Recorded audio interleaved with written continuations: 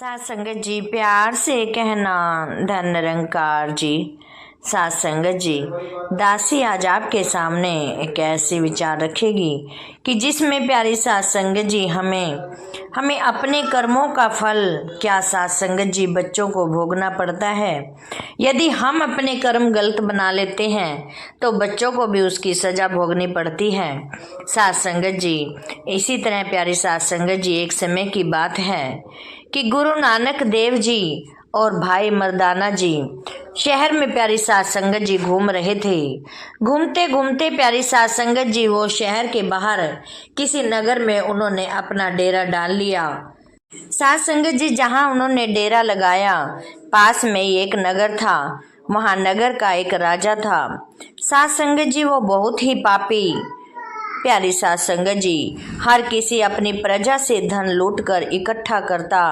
जो भी सात संगत जी वहाँ की प्रजा थी उनको बहुत ही दुखी रखता।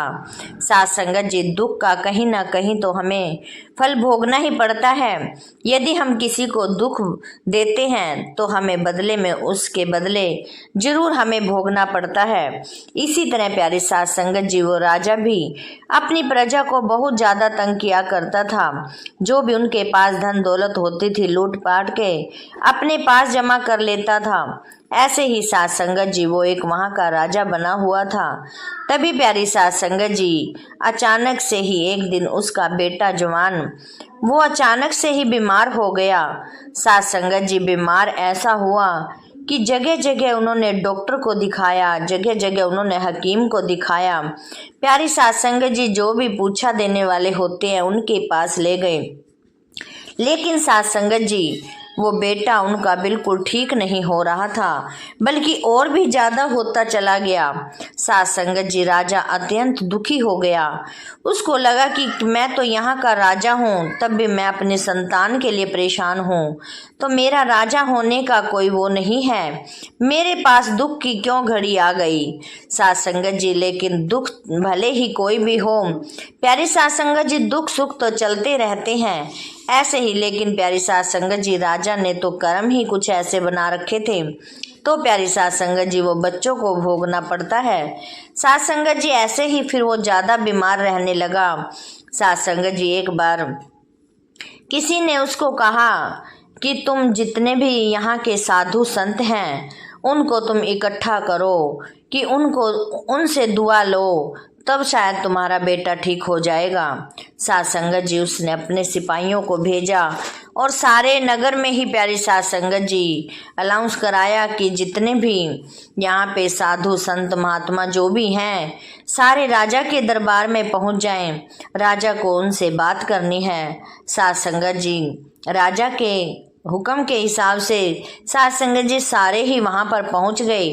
जब प्यारी सात संगत जी वहां पर पहुंचे तो राजा ने उन सबको बंदी बना लिया और कहा कि जब तक तुम दुआ भगवान से करो, अपने सतगुरु से करो, कैसे भी करो, लेकिन ये जब तक मेरा बेटा ठीक नहीं होगा तब तक मैं तुम्हें यहाँ से नहीं छोड़ूंगा, तब तक मैं तुम्हें बंदी बना कर रखूंगा। सात संगत जी सारे साधु नीचे गर्दन कर कर बैठ गए और सोचने लगे कि हम क्या कर सकते हैं, हम तो एक दुआ ही दे सकते हैं, लेकिन ये बंदी बनाने का क्या है हिसाब।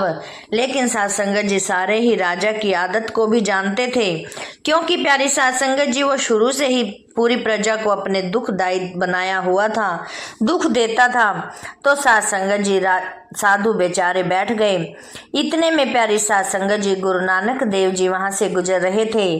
तो सात संगत जी जब उन्होंने सुना कि यहाँ पर सभी साधु संतों को बंदी बना रखा है, तो प्यारी सात संगत जी वो दरबार में पहुंच गए और कहने लगे कि हे राजा, तुमने इन सब को बंदी बना रखा है, क्या इस तरह आपका बेटा ठीक हो पाएगा? ऐसे तो कभी भी ठीक नहीं हो पाएगा, क्योंकि ये साधु को की दुआ कैसे देंगे जब आपने इनको ही बंदी बना लिया, तो क्या ये आपके लिए यहाँ से दुआ मांग पाएंगे? कभी नहीं हो सकता, क्योंकि सात संगत जी उसने राजा ने उनको ही प्यारी सात संगत जी बंदी बनाकर एक उन पर ही प्यारी सात संगत जी अत्याचार किया हुआ था। तो गुरु नानक देव जी ने यही कहा कि कभी भी ये आपके पुत्र के लिए कभी नहीं दुआ कर पाएंगे। तो साध संगत जी राजा को थोड़ी बात समझ आ गई और उन्होंने प्यारी साध संगत जी साधु को बंदी बनाने से प्यारी साध संगत जी छोड़ दिया और कहने लगे कि अब तुम मिलकर मेरे पुत्र की सलामती के लिए, ठीक होने के लिए आप दुआ करो। तो प्यारी साध संगत जी नानक देव जी ने कहा कि अब तुम कोई प्रसाद मंगवाओ, और जब तक प्यारी साध संगत जी साधु महात्मा इसमें भोग नहीं लगाएंगे, भोग के बाद बचा हुआ खाना अपने पुत्र को खिलाना, तभी आपका बेटा ठीक हो पाएगा। प्यारी साध संगत जी ने राजा जी ने थोड़ा सा भोजन मंगवाया और वहाँ पर इकट्ठे हुए महात्माओं का भोग लगवाया। भोग लगाकर प्यारे साध संगत जी जो बचा हुआ खाना था अपने पुत्र को खिलाया। साध संगत जी भोग का लगा हुआ खाना खाते ही पुत्र थोड़ा ठीक हो गया। प्यारी साध संगत जी जैसे जैसे समय हुआ तो पुत्र बिल्कुल ठीक हो गया। साध संगत जी उस दिन के बाद कि वो जो राजा था वो गुरु नानक देव जी का शिष्य बना। प्यारी साध संगत जी कहने का भाव यही है कि हमें प्यारी साध संगत जी किसी पर भी अत्याचार नहीं करने चाहिए। प्यारी साध संगत जी अत्याचार करने का कुछ नहीं पता कि कौन कैसे भोग सकता है। जैसे कि राजा ने सभी प्रजा पर अत्याचार किए, उसके पुत्र ने इतने भोग भोगे। प्यारी साध संगत जी हमें कुछ नहीं पता कि किसका किया हुआ कर्म कहाँ फल देता है और कहाँ प्यारी साध संगत जी कष्ट दे देता है। साध संगत जी इसीलिए प्यारी साध संगत जी हमें ये मानव चोला मिला हुआ है प्यारी साध संगत जी, और इसी मानव चोले में ही हमें सुमत बख्शी हुई है एक निरंकार की प्यारी साध संगत जी ने हमें सुमत बख्शी है कि हम कैसे अपने कर्मों को काट कर कैसे हम अपने आप को जन्म को प्यारी साध संगत जी संवार सकते हैं। यही प्यारी साध संगत जी सत्संग में भी यही सिखलाई मिलती है, सतगुरु माता जी भी यही सिखलाई दे रहे हैं।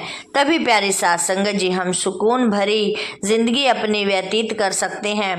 प्यारी साध संगत जी अब माता जी ने यही सुकून पर ही विचार किए थे। तो प्यारी साध संगत जी हम सुकून के साथ तभी रह सकते हैं जब प्यारी साध संगत जी हम किसी को दुख ना दें और प्यारी साध संगत जी किसी का भी मन ना दुखाएं, तभी प्यारी साध संगत जी हमें भी सुकून मिल सकता है। प्यारी साध संगत जी दासी अपने लिए भी प्यारी साध संगत जी यही मांगती है कि दासी भी प्यारी साध संगत जी सुकून से रह पाए, सुकून प्यारी साध संगत जी आगे सामने वाले को भी दे पाए, किसी का मन ना दुखा पाए।